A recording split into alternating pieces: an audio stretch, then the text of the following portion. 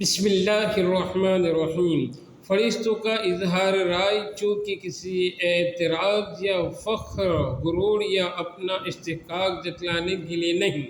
بلکہ محض اپنے خیال کا اظہار ایک نیاز مند خادم کی طرح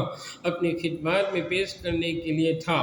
اس لیے فوراً بول اٹھے، سبحانک لا علم لنا الا ما علمتنا انک انت العلیم الحکیم۔ پاک ہیں آپ، ہم کو علم نہیں مگر وہی جو آپ نے عطا فرمایا، بے شک آپ بڑے علم و حکمت والے ہیں۔ جس کا حاصل اپنے خیال سے رجوع اور اس کا اقرار تھا کہ زیادہ اعلم اور افضل مخلوق بھی موجود ہے، اور یہ زمین کی نیابت کے لیے وہی موضوع ہیں۔ دوسرا سوال اس جگہ یہ ہے کہ فرشتوں کو اس کی کیسے خبر ہوئی کہ انسان خون ریزی کرے گا؟ کیا انہیں علم غیب تھا یا محض اٹکل یا تخمینہ سے انہوں نے یہ سمجھا تھا؟ اس کا جواب جمہور محققین کے نزدیک یہ ہے کہ اللہ تعالیٰ نے ہی ان کو انسان کے حالات اور اس کے ہونے والے معاملات بتلا دیے تھے، جیسا کہ بات آثار میں ہے۔ جب اللہ تعالیٰ نے فرشتوں سے حضرت آدم علیہ السلام کو خلیفہ زمین بنانے کا ذکر فرمایا تو فرشتوں نے اللہ تعالیٰ ہی سے اس خلیفہ کا حال دریافت کیا۔ اللہ سبحانہ و تعالیٰ ہی نے ان کو بتلایا۔ اس سے فرشتوں کو تعجب ہوا کہ جب انسان کا یہ حال ہے کہ وہ فساد اور خون ریزی بھی کرے گا تو اس کو نیابت زمین کے لیے منتخب کرنا کس حکمت پر مبنی ہے؟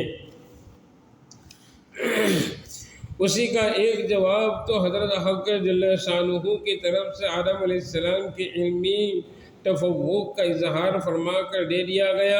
اور فساد و خون ریزی سے جو شبہ اس کے استحقاق نیابت پر کیا گیا تھا، اس کا جواب انی اعلم ما لا تعلمون میں اجمالاً دے دیا گیا، جس میں اشارہ ہے کہ جس چیز کو تم نیابت و خلافت کے منافی سمجھ رہے ہو، در حقیقت وہی اس کی اہلیت کا بڑا سبب ہے،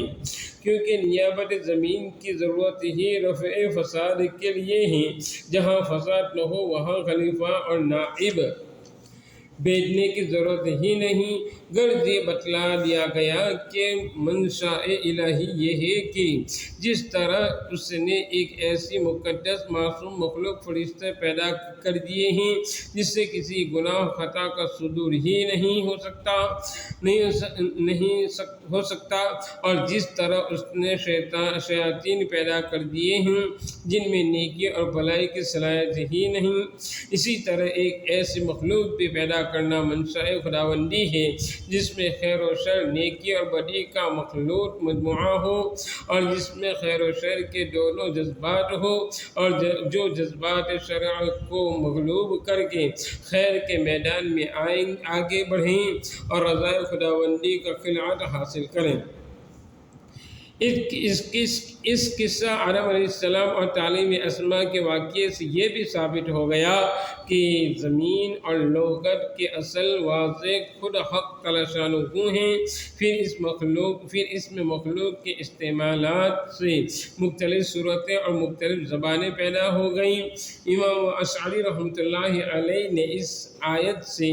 استدلال کر کے اللہ سبحانہ و تعالیٰ ہی کو واضح لغت قرار دیا ہے۔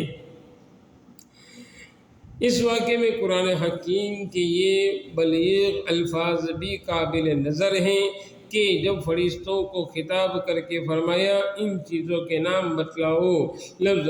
انبئونی ارشاد فرمایا کہ مجھے بتلاؤ، اور جب آدم علیہ السلام کو اس چیز کا خطاب ہوا تو لفظ انبئہم فرمایا گیا، یعنی آدم علیہ السلام کو حکم ہوا کہ فرشتوں کو یہ اسماء بتلائیں۔ اس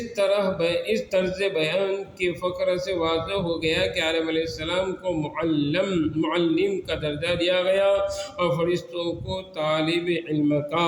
اور جس میں آدم علیہ السلام کو فضیلت و تفوق کا ایک اہم صورت سے اظہار کیا گیا۔ اس واقعے سے یہ بھی معلوم ہوا کہ فرشتوں کو علوم میں بھی کمی اور زیادتی ہوتی ہے،